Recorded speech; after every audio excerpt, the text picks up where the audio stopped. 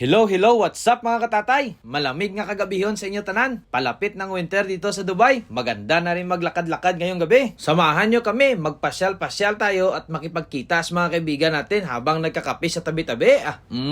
Samtang tayo'y naghihintay sa tropa, dumaan anay kami sa Almurakabat Night Market para maghangaw-hangaw. Pero di talaga natin maiwasan na palampason ng mga tusok-tusok na pagkain, kaya bumili tayo ng isaw at siumay. Pagkatapos naman magkaon, pinasayaw ko muna si Luna sa entablado. Itong bata na to, mana talaga sa tatay niya na kahit nagbanggaan ang mga tuhod sa kakayugyog, tuloy pa rin ng ligaya. Habang ginamasdan kong anak ko sa pagsayaw, naalala ko tuloy ang kapanahunan na kahit saan, isyan tayos diskuhan. Tama talaga ang kasabihan na sabi nila na kung anong tinanim, yan din ang aanihin.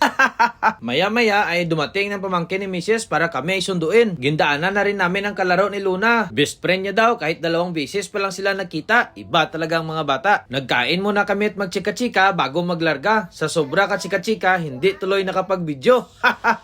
Alas 10 sa gabi, nagsakay kami ng bangka para makatawid sa kabila para magparapangapi. Abra ang tawag nila sa bangka na ito na ang ibig sabihin to cross.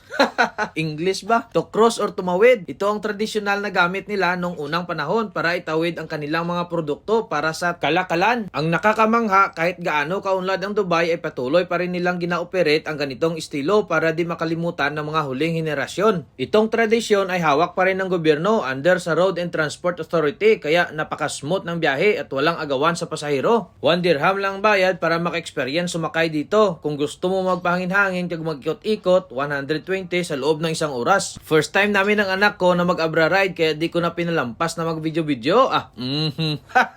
Pagkatapos ng ilang minuto, nagdungka ng bangka, naghanap kami ng pwesto nga pangapihan. May mga kainan din sa gilid ng mga kubo-kubo kung gusto mo mag-relax-relax. Biskan las 11 na sa gabi, marami gihapon mga tao na nakatambay kag maglagaw-lagaw dito. Kahit medyo liblib ang lugar, di ka matakot sa palibot dahil ang mga tao dito takot na gumawa ng problema dahil sa lugar na ito ay ginapairal talaga ang batas. Sa tanan nga bansang napuntahan ko, dito talaga ang pinaka-safety. Ikaw katatay, ano sa iyong palagay? Pagkatapos namon magparapangapi kay alas 12 na sa gabi, nagdaan muna kami sa night market para gumala at para palaruin ang 2 bata. Bago matapos ang video na ito, salamat sa aming pamangkin. Di talaga namin ma-experience ang gabing ito kung di dahil sa'yo.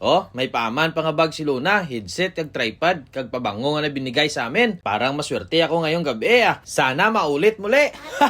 Para ma-enjoy kaduha ka bata, ang gabing ito pinalaro namin dito. Kami ang last nga customer kay mag-closing na sila, buti at nakahabol. Hinubad talaga ng anak kong kanyang sinilas para bilis makadating. Daw trumpo magtakbo, diretso talaga ang tulog nito mamaya, sigurado. Shout out pala sa ating kabaro na kahit mahina ang signal sa barko, gapanood talaga ng video namin at ng kanyang inaanak na ikwento pa sa akin na di daw makita ang ibang video dahil mahina ang signal sa barko. Kaya i-shoutout ko na lang siya. Maligayang paglalakbay sa inyong lahat dyan. Sana'y makarating kayo ng ligtas sa inyong paroroonan. Saludo tayo sa lahat ng mga marino.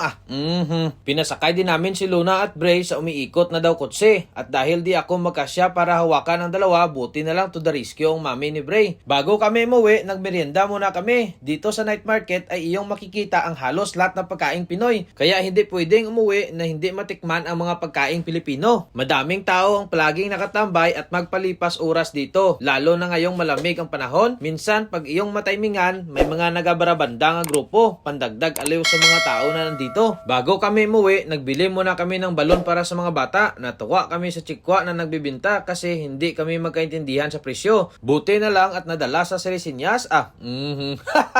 Sinyas mo lang galing katapat nun. Hinatid na rin kami ng pamangkin ni Mrs. sa bahay. Nakalibre naman tayo sa taxi ba? Kay alas 2 na kagahon, oras na para umuwi. Salamat sa mga nanood ng video namin dyan. Shout out sa mga magigiting na ama dyan. Bye-bye!